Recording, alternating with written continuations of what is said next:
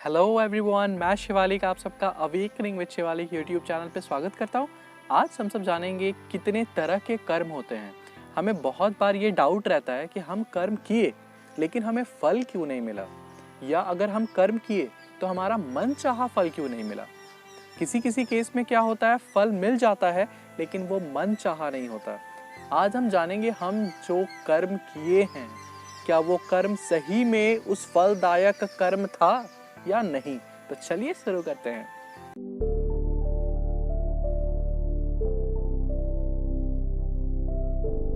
आज के डेट में बहुत सारे स्टूडेंट्स को ये डाउट रहता है और ये डाउट हम सब लाइव देख सकते हैं। एक या दो तो स्टूडेंट आज हर घर में हैं और हम एक चीज नोट करते हैं, बच्चे पढ़ाई करते हैं, बहुत मन लगा के पढ़ाई करते हैं, लेकिन जो मन चाहा रिजल्ट है उन्हें नहीं मिलता।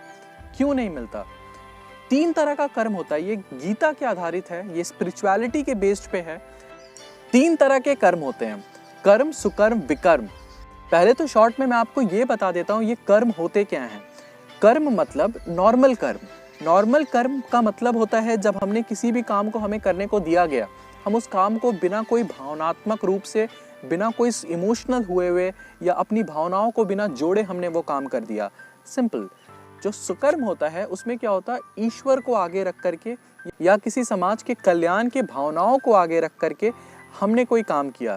मतलब हमने अपनी भावनाएं आगे रखी, भावनाओं को मद्देनजर रखते हुए हमने कर्म किया। इसे कहते हैं सकर्म, मतलब अच्छा कर्म। उसके बाद होता है विकर्म। विकर्म का मतलब जैसे नाम से ही पता चल रहा है, गलत कर्म, बुरे कर्म। बुरे कर्म, इसमें भी हमने भावनाएं रखी, बट ये भावनाएं पॉजिटिव नहीं थी, ये भावनाएं नेगेटिव भावनाएं थी। जैसे इसका ये नुकसान हो जाए, इसकी ये हानि हो जाए, ये पॉजिटिव भावनाएं नहीं है, इसे विकर्म कहते हैं। इन तीनों कर्मों का फल हमें मिलता है, लेकिन इन तीनों कर्मों का फल डिपेंडेंट ऑन द भावनाएं मिलता है। जिस कर्म में भावनाएं बहुत ज्यादा होंगी उसका कर्म का रिजल्ट भी बहुत जल्दी मिलेगा, एंड जैसा आप रिजल्ट चाहते हैं वैसा रिजल्ट मिलेगा। अब आप नोट करो, इन तीनों कर्मों में सबसे पहला जो कर्म था, नॉर्मल कर्म, इसमें हमने भावनाओं को यूज नहीं किया था, तो इसकी जो रिजल्ट होगी बहुत देर के बाद मिलेगी और बहुत, मतलब जैसा हम चाह रहे हैं वैसा रिजल्ट नहीं होगा। जैसे आज के स्टूडेंट्स चाह रहे हैं वैसा रिजल्ट नहीं होगा। स्टूडेंट्स क्या चाहते हैं, वो टॉप करें, वो बहुत पढ़ाई कर रहे हैं, लेकिन एग्जैक्टली उस पढ़ाई के करस्पॉन्डिंग उन्हें रिजल्ट नहीं मिल रहा है। वो 24 घंटे में से 16 घंटे 18 घंटे पढ़ रहे हैं, लेकिन वो क्या डिजायर कर रहे हैं, उन्हें 90% आए। एंड ऑब्वियस तो आना चाहिए भाई, 18 घंटे की पढ़ाई में 90% तो कुछ नहीं है। इवन 99% बच्चे ला रहे हैं और उनसे कम पढ़ाई करके। तो ऐसा क्यों हो रहा है, आज इस चीज के बारे में हम डिटेल में समझेंगे। सबसे पहले ये तीनों कर्म तो आपने समझ लिया, अब हमें क्या करना है, इन तीनों कर्म में से जो सकर्म है, जो पॉजिटिव कर्मा है, उसको हमें इनकलकेट कर लेना है। सारे स्टूडेंट्स को इस चीज को इनकलकेट कर लेना है। एक एग्जाम्पल मैं अपने कॉलेज का देता हूँ। हमारे कॉलेज में एक स्टूडेंट है, स्टूडेंट का नाम मैं लेना नहीं चाहता, but he is a brilliant guy. Brilliant guy है और उसकी सबसे एक पॉजिटिव क्वालिटी है, किसी अपने बारे में बिल्कुल नहीं सोचता, ये काम करना है, ये काम करना है, ये काम करना है। एक चीज जरूर सोचता है, दूसरे का काम जरूर कर दूं पूरा समय के पहले, उससे कोई लॉस नहीं होनी चाहिए। हालांकि अगर उसे कुछ नहीं आती है वो आपको पढ़ करके समझा देगा, वो ऐसा बंदा है। और जब प्लेसमेंट की बारी आई ना, उसका सबसे पहले तो प्लेसमेंट नहीं हुआ, लेकिन उसका डिजायर था कि जो कंपनी में हो अच्छी कंपनी होनी चाहिए, और उसकी सबसे परफेक्ट कंपनी में प्लेसमेंट हुई। परफेक्ट इन सेंस सैलरी में परफेक्ट, आपकी वॉयज में परफेक्ट, शिपिंग में परफेक्ट, अच्छे शिप्स हैं उसके पास, सारे कुछ अच्छे हैं, वैसी कंपनी में उसकी प्लेसमेंट हुई। और उस कंपनी का नाम है YK लाइंस। आप इसे यूट्यूब पे, नेट पे कहीं भी सर्च भी कर सकते हो, कंपनी कितनी रेपुटेटेड है। और एक बात, मैं पर्सनली ये चाहता था कि उसकी इसमें प्लेसमेंट हो। क्यों? क्योंकि उसकी जो व्यवहार थी, पढ़ाई वो भी करता था, लेकिन पढ़ाई के साथ साथ वो एक भावनात्मक रूप से पढ़ाई करता था, एक इमोशंस को आगे रख करके पढ़ाई करता था, हेल्पिंग नेचर से पढ़ाई करता था। वो अगर पढ़ भी रहा है ना, अगर आप उसके पास चले जाओ कुछ डाउट को लेकर के, वो ना नहीं बोलता है, वो आपको डाउट बता देगा, वो समझा देगा। और आप इस चीज में समझो, इसे डीपली समझने की कोशिश करो। ये जो नेचर है, हमारे थॉट्स के डिपेंडेंट, हमारे इमोशंस के डिपेंडेंट, भावनाओं के डिपेंडेंट हमें गिफ्ट देती है, फल देती है। जब आप उसके पास जाते हो या मैं उसके पास जाता हूं, उसने क्या किया, हमारे प्रॉब्लम को सॉल्व कर दिया।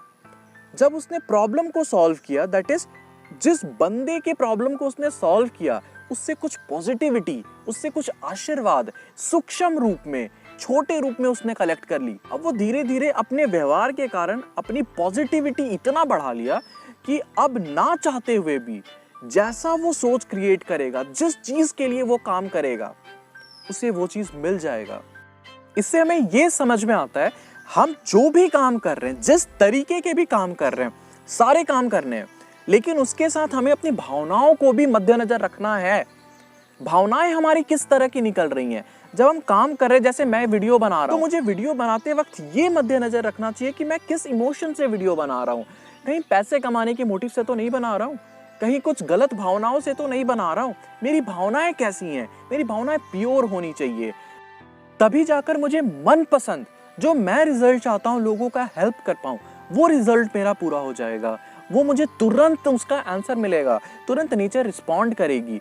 अब आप ये ध्यान दो, जब भी आप पढ़ाई करते हो और उस समय आपकी भावनाएं क्या होती हैं, एक रेस, एक कंपटीशन, इसको पीछे करें, इसको अपने सूक्ष्म रूप में किस तरह की भावनाएं निकाली हैं, ये किस तरह के कर्म में आ गया। मैंने जो अभी एग्जाम्पल आपको दिया, उसकी कर्म किस तरह की कर्म में आई, सकर्म। लेकिन हमारी कर्म किस तरह की श्रेणी में आई, किस कर्म के टाइप में आई, नॉर्मल कर्म। हमारी विकर्म तो बिल्कुल ही नहीं है, हमारी नॉर्मल कर्म है। इसीलिए हम जब भी चाहते हैं, जिस तरह का रिजल्ट चाहते हैं, वो हमें नहीं मिल पाता है। क्यों? हमारा नॉर्मल कर्म है, और नॉर्मल कर्म का रिजल्ट बहुत लंबे समय तक का टाइम लेता है, और उतना डिजायर जो हमारा है वो पूरी तरह से पूरा नहीं कर पाता, क्योंकि उसमें इमोशंस, एनर्जी की कमी होती है। एनर्जी का मतलब ये मत समझ लेना कि आप कॉपी पेन लिख रहे हो, पूरी एनर्जी झोंक रहे हो। No, energy means positivity energy, it means your emotions, that's all.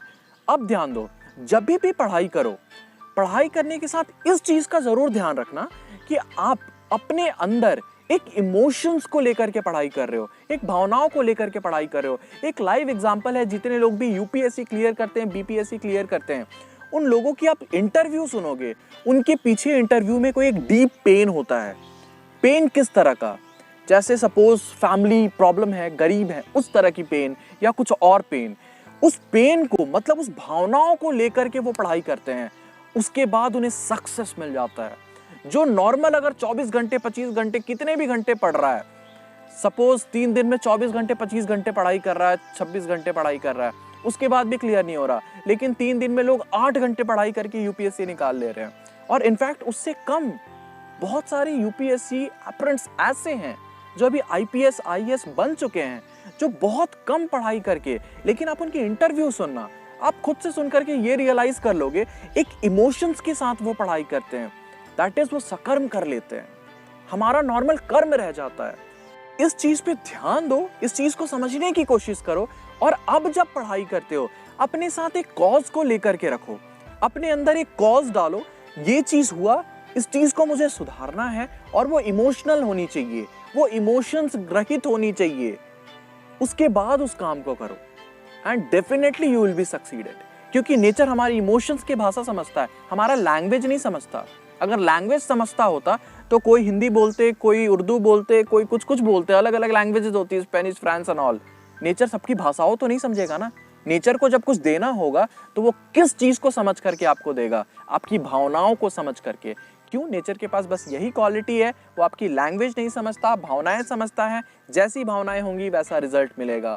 अपने पढ़ाई को अपने कॉज के साथ लेकर के करो। Thank you everyone.